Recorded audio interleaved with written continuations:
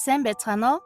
Та бүхэндээ Тайзны Хатан хаан хэмээгдэн хүндлэгдсэн Монгол улсын ардын жүжигчин Дасцэвгийн Эчин хорлоогойн амьдрал уран бүтээлийн талаар ярьж өгөхөөр бэлтлээ. Эчин хорлоогой 1910 онд Сайн Ноён хаан аймгийн Цэцэн Чинвангийн хошуу. Одоогийн Архангай аймгийн Их Тамир сумын Хануун гол гэдэг газар Малчин ард Дасцэвгийн 3 дахь охин болж мэндэлжээ. Тэрээр гэр бүлээрээ хан өндрийн хүрээ хаваар нутаглаж байгаад 1922 онд богдын хүрээнд ирж 1923 онд хүрээний бага сургуульд элсэн орж удалгүй Сүхбаатарын клубт Монгол ший гардгийг мэдэж авснаар урлагийг сонирхох болсон байна. Ингээд аавынхаа зөвшөөрснөөр Сүхбаатарын нэрэмжит ардын үлгэр жишээ клубт сайн дураараа шалгуулан тэнцсэн гэдэг. 1926 онд бага сургуулианд дүүргэж тээвэр холбооны курсад элсэн орж чөлөө цагаараа клубтээ явдаг байсан бөгөөд Эчин хорлоогойн анхны багш нь Иш Дулам, Дамдан Базар, Дасцэвг нар байсан юм. Багш нарынхан зааж өгсөн өн гаяс, үгс цээжинд нь хоногшин хэд хэдэн дуутай болсон бөгөөд ардын цэнгэлдэх хүрээлэн буюу Бөмбөр ногоон театрын нээлтэн дээр Хандармаа, Цэнхэрлэн харагдан зэрэг дуунуудыг тайзан дээр гарч дуулж байжээ. Эчин хорлоогойн дуулсан Соёл Эрдэнэ, Гойлонгоо, Үзэсгэлэнгоо, Хөх торгон дээл, 15-ны сар зэрэг дуунууд нь пянзанд бичигдэн үлдсэн юм. Мөн радиогийн дуу хуурын алтан фонтод Ванли, Дүүримаа, Судгийн ногоон, Цагаан шаазан, Дөрвөн уул гэх мэт дуунууд нь бичигдэн үлджээ. Тэрээр мөн Монгол хүү, Сүрэг чон, Сэрэлт, Цогт тайж, Нүгэл буян хэмээх дэлгэцийн уран бүтээлүүдэд дүрээ мөнхөлж үлдээсэн байдаг.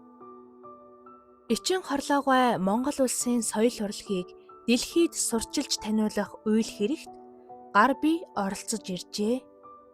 Үүнд 1933 онд Москва хотноо театрын олимпиадад, 1935 онд Таран туваад тоглолтоор, 1936 онд Монгол хүү киноны ажлаар, 1935 онд Пянзанд дуу хураалгахаар Зөвлөлт холбоот улсад, 1951 онд Шведэд инх тайвны хурал тоглолтоор, 1961 он, 1966 онд Зөвлөлт холбоот улсын Бред улсад тоглолтоор, 1967 онд Зөвлөлт холбоот улсын Ахмад уран бүтээлчидтэй Москва, Ленинград хотуудад очиж ажиллаж байжээ. Ардын жүжигчин Чимэд Осрогой Эчин хорлоогийн тоглолт үйл хөдлөлөөс илүүгээр санаа сэтгэлийн илэрхийллийг дүрийнхээ гол чанар болгодог онцлогтой юм. Тэгээд ч үйл хөдлөлийн үйлчлэлийг санаа сэтгэлийн их хүч болгодог тэр гоц чадвар нь жүжигчний дүр бүтээх ид шидийг гайхамшигтай ялгадаг юм. Миний бодлоор Эчин хорлоо дотоод сэтгэл сэтгэхүйн жүжигчин хэмээн бичсэн юм а. Эчин хорлоогой нөхөр шүүх яамны дэд сайд, улсын прокурор, мөр дэндвийн ядам сүрэн хэмээх эрхэм байсан бөгөөд улс төрийн хэрэгээр баригдаж хэс хэрэгээр цааслагджээ.